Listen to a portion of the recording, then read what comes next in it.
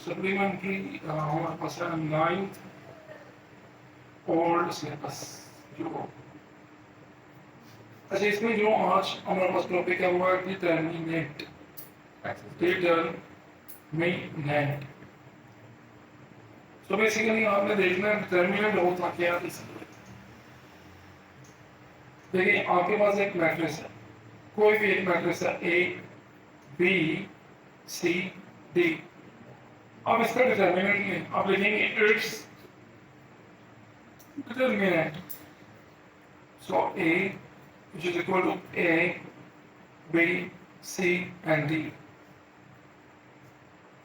तो बच्चों डिटर्मिनेंट में आपने जो लाइंस हैं वो बिल्कुल सीधी लगानी है, और अगर मैट्रिक्स को लिखनी है तो आपने स्क्वायर ब्रैकेट लगानी है। तो डिटर्मिनेंट एक्सपेंड कैसे होगा, A मल्टीप्लाई हो जाएगा आपका D के साथ माइनस B मल्टीप्लाई हो जाएगा C के साथ। सो यहाँ तक अगर किसी को कोई भी प्रॉब्लम है तो प्लीज पूछिए। जस्ट ये आपका डिटर्मिनेंट है। अब कुछ थोड़े से रूल्स हैं जो कि आपने याद रखने हैं, वो ये हैं कि नंबर 1,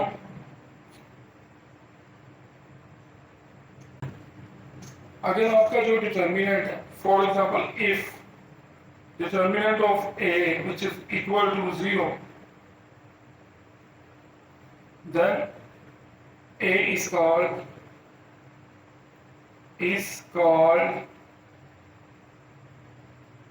singular matrix।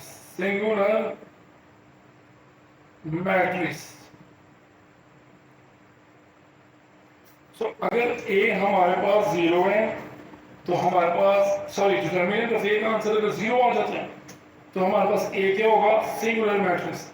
और अगर डिटर्मिनेंट का answer is not equal to 0 है, तो देन हमारे पास मैट्रिक्स होगी नॉन सिंगुलर। तो सिंगुलर क्या होती है और नॉन सिंगुलर क्या होती है, यहां से आपको अंदाजा लग गया। सो अब आपने इसके बाद इसको क्वेश्चन की तरफ चलते हैं। उसके लिए आप सबसे पहले यहां तक नोट कर लेंगे। सो देखिए भाई, हमने जो टॉपिक कर रहे थे फाइंड द मल्टीप्लिकेटिव इनवर्स।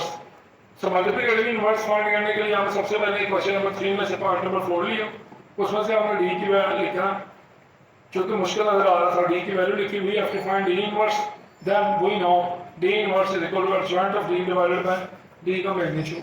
सो आगे आपने किया take D is equal to, then मैंने कहा था सबसे पहले आप इसका डिटर्मिनेंट वैल्यूएट करें। अगर वो 0 आ गया तो इसका मतलब मैट्रिक्स नो मैट्रिक्स सिंगुलर है, तो लेस इनवर्स एग्जिस्ट नहीं करेगा।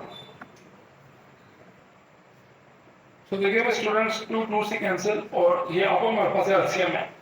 सिंपल सी बात है, 1 के नीचे कुछ नहीं है तो आपका 4 एलसीएम आ गया, और 4 1 से मल्टीप्लाई हो गया, और 3 के नीचे 4 है, 4 को 4 पर डिवाइड किया, 4 1 है 4, तो 3 से 1 मल्टीप्लाई हो गया। अब आपने इसके बाद देखना है 4 मल्टीप्लाई बाय 1 4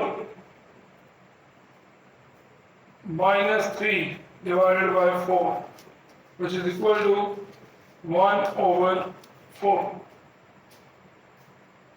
तो अब आप इसके बाद देखेंगे, जब मैं यहाँ से स्टार्ट से रेस कर दूंगा इसको क्वेश्चन को, अब आपका जो डी है वो एक नॉन सिंगुलर मैट्रिक्स है क्योंकि इसका डिटर्मिनेंट नॉट इक्वल टू 0 है।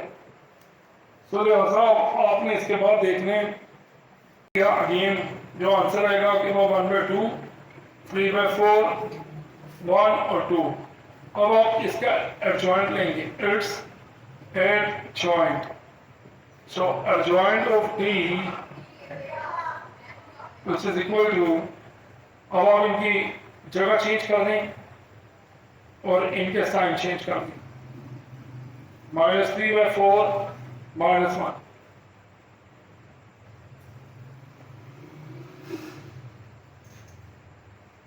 तो देखें भाई, ये हमारे पास एडजॉइंट का भी आंसर आ चुका है।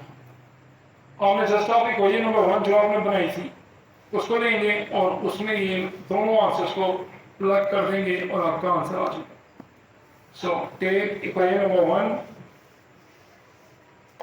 जो हमने पीछे इक्वेशन बनाई थी ना 1, टेक इक्वेशन नंबर 1, तो जो कि थी हमारे पास D inverse which is equal to adjoint of D divided by D का determinant so T inverse which is equal to epsilon की वैल्यू आप ऊपर लिखते हैं 2 माइनस 1 माइनस 3/4 1 ओवर 2 और डिवाइडेड बाय हमारे पास आ जाएगा 1 ओवर 4।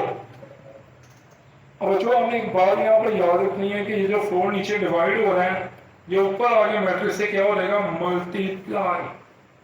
तो 4 इधर आ गया और यहाँ आ गया 2 माइनस 1 माइनस 3/4 1/2। तो यहाँ पर हम 4 सबसे मल्टीप्लाई करवा देंगे।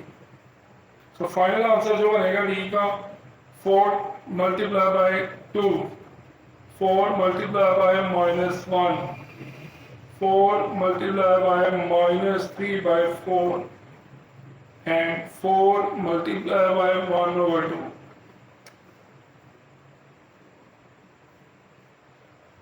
So देखिए भाई ये 4 और ये 4 कैंसिल, 2 1 का 2 2 are 4। तो देखिए भाई इसके बाद अब आपका जो आएगा इक्वल टू हमारे पास जो फाइनल आंसर बनेगा 8 -3 -4 और हमारे पास ये आ गया 2। सो डी इनवर्स हमारे पास आ गया 8 -4 -3 और 2। देखिए हमारे पास ये कंप्लीट आंसर है इसका।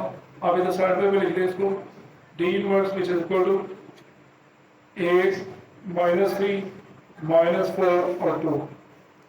तो ये आप लोगों ने परफॉर्म करना है इस तरह से। इस तरह से आपको क्वेश्चन मिल जाएंगे, आपने इस तरह से इसके आंसर्स लिखने। सो क्वेश्चन नंबर 1 2 और 3 आज आपके क्वेश्चन नंबर 1 2 और 3 आपने किए हैं एक्सरसाइज नंबर 1.5। तो इंशाल्लाह नेक्स्ट लेक्चर में हम फिर आगे ये कंप्लीट करेंगे इसको।